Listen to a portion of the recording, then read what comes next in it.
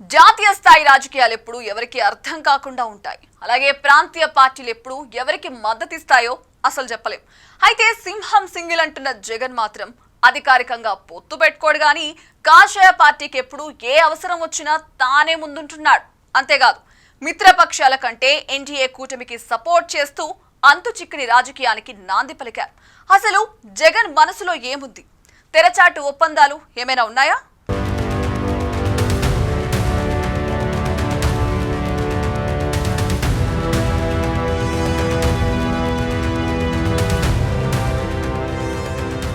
రాజకీయాల్లో పొత్తులు కామన్, కానీ పొత్తులు లేకుండా మద్దతు తెలపడం అనే విధానానికి జగన్ బీజం వేశారన్న టాక్ ఎప్పటినుంచో వినిపిస్తోంది. ఎందుకంటే సింహం సింగిల్ అని డబ్బా కొట్టుకునే వైసీపీ నేతలు తమ నాయకుడు ఆ మాట మీద నిలబడకుండా బీజేపీ కోసం ఎందుకు అర్రులు చాస్తున్నాడంటూ పొలిటికల్ సర్కిల్స్లో టాక్ వినిపిస్తూనే ఉంటుంది. నాడు కాంగ్రెస్ నుంచి బయటకు వచ్చాక జగన్ బీజేపీకి సపోర్టు చేస్తూ వస్తున్నారు. అసలు బీజేపీకి మిత్రపక్షం కాకపోయినా అందరికంటే ముందే ఎన్డీఏకు అవసరమైన ప్రతిసారి మద్దతిస్తున్నారు.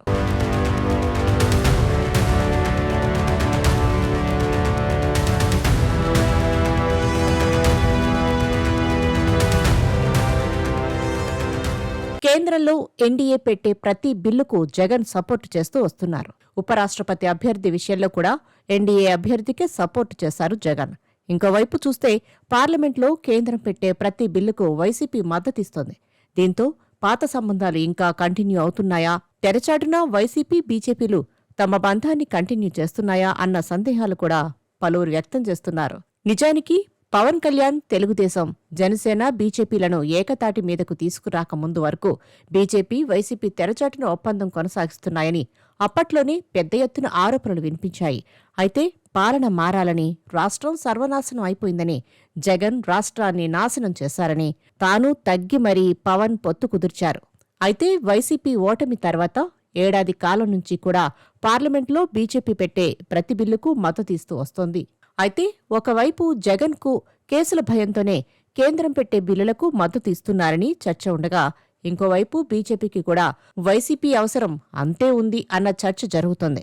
ఎందుకంటే రేపు ఏదైనా జరగొచ్చు. ఇప్పుడు కూటమిలో ఉన్న పార్టీలు వచ్చే ఎన్నికల నాటికి చెల్లాచెదరైపోయినా ఆశ్చర్యపోనవసరం లేదు. గతంలో జరిగింది అదే. వచ్చే ఎన్నికల నాటికి జనసేన, తెలుగుదేశం, బీజేపీలు విడిపోతే అప్పుడు జగన్ మద్దతు అవసరమవుతుంది. ఒకవేళ విడిపోకపోయినా జగన్ మద్దతు బీజేపీకే ఉంటుంది. ఇప్పుడు జరుగుతుంది కూడా అదే కదా. అడగక ముందే బీజేపీ మిత్రపక్షాల కంటే ముందే కేంద్రం బిల్లులకు మద్దతు ఇస్తోంది వైసీపీ అని సర్వత్రా చర్చించుకుంటున్నారు.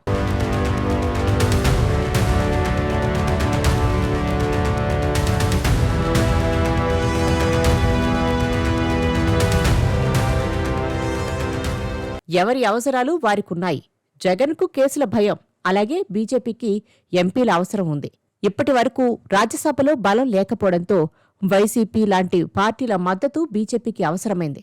ఈసారి 4వ పర్యాయం బీజేపీకి ఫుల్ మెజార్టీ రాకపోవచ్చన్న అంచనాలున్నాయి. నిజానికి 3వ పర్యాయమే పూర్తిస్థాయి మెజార్టీ బీజేపీకి రాలేదు. ఏపీ ఎంపీల మద్దతు లేకపోతే పరిస్థితి ఏమయ్యేదో ప్రత్యేకించి చెప్పక్కర్లేదు. వైసీపీకి ఒక్క ఎంపీ సీటు ఇచ్చినా అడగకుండానే బీజేపీకే సపోర్టు చేయడం ఖాయం. సోనియాగాంధీ తనకు సీఎం పదవి ఇవ్వలేదన్న కోపంతోనే జగన్ కాంగ్రెస్ నుంచి బయటకు వచ్చారు. ఇప్పటికీ సోనియానే ఎదిరించిన దమ్మున్న నాయకుడు మా జగన్ అని వైసీపీ శ్రేణులు కాలర్లు మెలేస్తుంటారు. జగన్ మీద చాలా పెద్ద కేసులు ఉన్నాయి. అంతేకాదు చాలా ప్రమాదకరమైన కేసులు అవి విచారణ సాగి తీర్పు వస్తే జగన్ జైలుకు వెళ్లడం ఖాయం.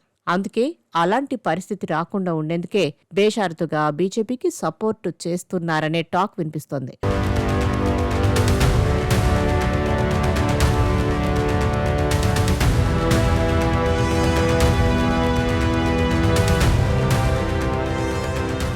అధికారంలో ఉన్నప్పుడు ఎలా అయితే కేంద్రంలో బీజేపీతో స్నేహం సంబంధాలు కొనసాగించిందో అదే తరహాలో తిరిగి తమ స్నేహాన్ని కొనసాగించేందుకు ఉపరాష్ట్రపతి ఎన్నికల ద్వారా అంది వచ్చిన అవకాశాన్ని సద్వినియోగం చేసుకుంటుంది వైసీపీ.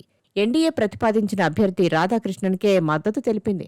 నంబర్ గేమ్ ఉండద్దనే ఉద్దేశంతో ఎన్డీఏకు మద్దతు ఇస్తున్నామని వెల్లడించారు ఆ పార్టీ నేతలు. గత ప్రభుత్వ హయాంలో పలు కీలక సందర్భాల్లో బేషరతుగా బీజేపీకి మద్దతు ప్రకటించింది వైసీపీ. వ్యవసాయ చట్టాలు, వన్ నేషన్ వన్ ఎలక్షన్ సహా పార్లమెంట్లో పలు బిల్లులకు కూడా అధికార బీజేపీ పక్షాన నిలిచింది. వీటితో పాటు Delhi service bill, IPC, CrPC, evidence act సంస్కరణ బిల్లు, చీఫ్ ఎలక్షన్ కమిషన్ నియామక బిల్లు, ఆర్టికల్ 370 రద్దు బిల్లు, ఓబీసీ అమెండ్మెంట్ బిల్లు వంటి పలు కీలక బిల్లులకు కూడా వైసీపీ మద్దతు తెలిపింది.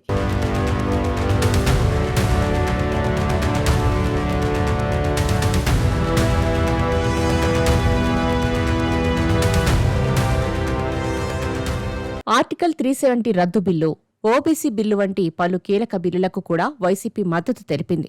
2017 రాష్ట్రపతి ఎన్నికల్లో ఎన్డీఏ అభ్యర్థి రామ్నాథ్ కోవింద్కు, ఉపరాష్ట్రపతి ఎన్నికల్లో వెంకయ్య నాయుడుకు వైసీపీ మద్దతు ఇచ్చింది.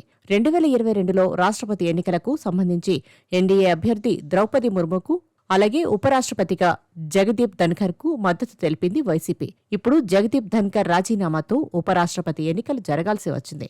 ఈసారి బీజేపీ అభ్యర్థి సిపి రాధాకృష్ణన్కు వైసీపీ మద్దతు ప్రకటించింది. దీంతో బీజేపీతో వైసీపీ సాన్నిహిత్యం కొనసాగుతుందనే అభిప్రాయాలు వినిపిస్తున్నాయి. గతంలో ఇలాంటి మద్దతుతో బీజేపీకి దగ్గరైన వైసీపీ ఈసారి కూడా అదే వ్యూహం సఫలమవుతుందా అన్నది ఆసక్తికరంగా మారింది. చూడాలి మరి ఈ బంధం ఏ మలుపు తిరుగుతుందో అన్నది.